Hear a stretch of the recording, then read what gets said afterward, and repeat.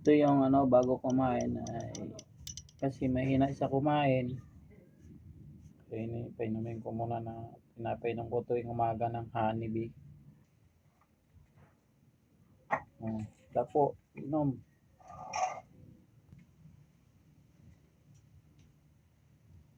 Yan. Parang halos isang kutsara yung pinapainom ko. Medyo ano na siya, medyo kumakain na siya ng maigi.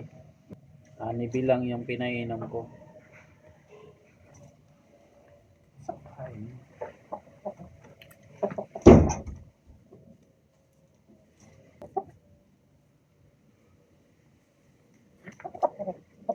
Yung isa naman, ito, Honeybee. Parehas lang pinainom ko sila tuwing umaga bago pakainin.